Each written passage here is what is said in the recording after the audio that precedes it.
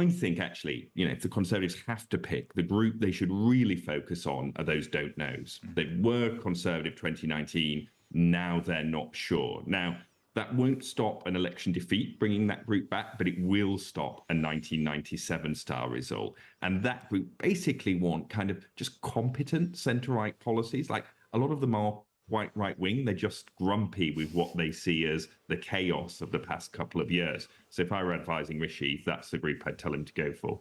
There is no doubt that there is a time for change mood among the public. If you ask the public, should we change or stick with the plan? It's around 74% say it's time for change. You then drill down a bit further and say, okay, let's look at the two party leaders. Do they represent that change? And perhaps unsurprisingly, despite his flirtation with a change message, the public don't think that Rishi Sunak represents change. They tend to think he represents more of the same. It's about 80-20, so fairly overwhelming. But the really interesting thing is when you ask the same question about Keir Starmer. Does he represent change or more of the same? Yes. Almost 60% say that Keir Starmer represents more of the same. Right. And if you think, he's not in government, he's the opposition, and yet you've got this big swathe of the public, including a good chunk of people intending to vote Labour, saying, actually, we don't think it'll be that different. Yeah, well, that chimes with a lot of the conversation we've been having here in this studio this evening. I just want to bring one of our listeners in here who says, I'd hoped Sunak would be like a UK CEO, but he's more like the UK's head boy. I have a feeling Starmer will turn out to be like the UK's headmaster. I think we kind of know what he's getting at here. Here's another. This is Mike, who says, I always respect your opinion, John. Well, thank you for that, Mike. But I now want to get the election over with and done with, regardless of the result, and put us out of our misery.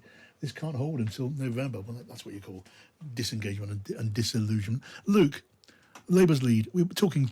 You were talking about it a lot. I was talking to Neil Kinnock, who was insisting that he thinks it's not in the bag. He thinks Labour's going to get in, but he included in that scenario the possibility of a hung parliament and nobody else wanting to do business with the Tories, so Labour get in that way.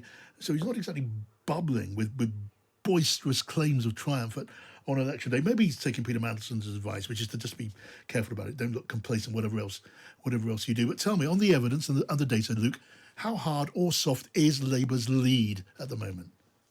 Well, on the one hand, if you look at kind of a poll of polls, the average across all of the pollsters, Labour's lead is somewhere around sort of 19 or 20 points. So it's really significant. And it's really important to say that, in recent memory, no incumbent government has come back from that sort of deficit to hold on to power. And I think, from your conversation, it's right. It's difficult to see a scenario on the current arithmetic where the Tories stay in power. What we don't know, though, is the scale of that Labour victory. If an election were to be held tomorrow with that sort of 19, 20-point lead, we'd be looking at a huge landslide, rivaling Blair's victory. But we know that things narrow during campaigns. And we do also know that there is still this niggling with Keir Starmer. We're not sure what he stands for. We don't know if he just opposes.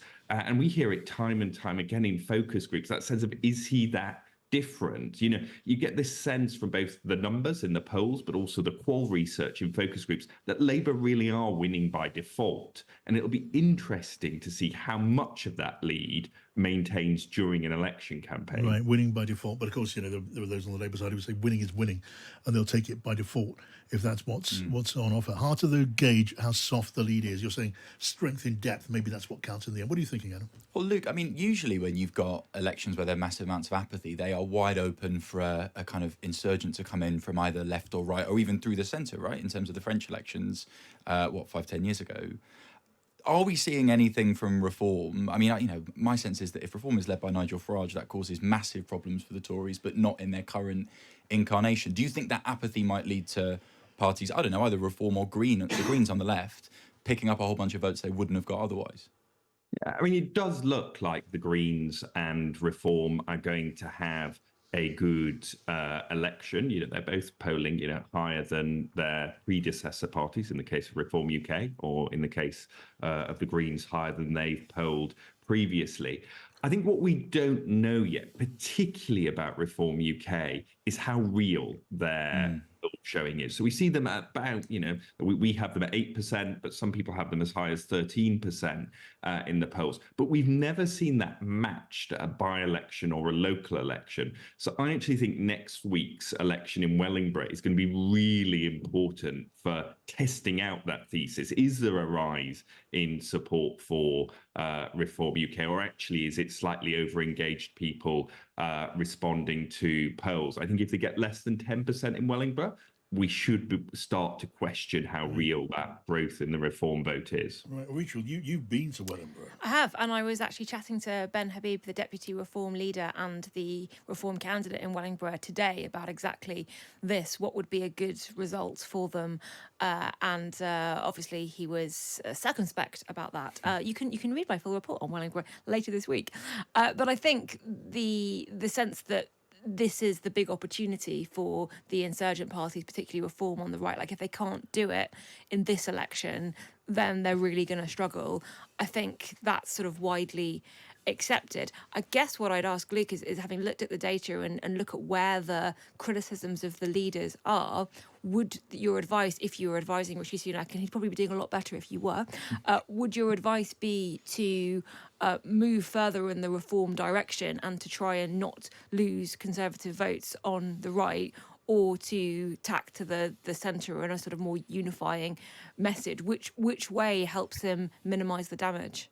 Well, I mean, you kind of summed up the problem just there. It's that the Conservatives aren't bleeding votes in one direction. They're losing basically equal chunks to Labour and Reform UK. But I think the challenge with Reform UK and leaning further to the right is, when we chat to Reform UK voters, or indeed when you poll them, there doesn't seem to be that much which can convince them to come back to the Conservatives. We talk about immigration. What if the Conservatives went tough on immigration? They say, oh, we've heard it all before. It's all broken promises. We did an experiment where we asked Reform voters, what if it was just a straight Tory-Labour fight? Where would you go? And actually, only 12% of them said that they would go to the Tories, 8% would go to Labour. The rest would either stick with Reform or wouldn't vote. So there doesn't seem to be that much appetite there.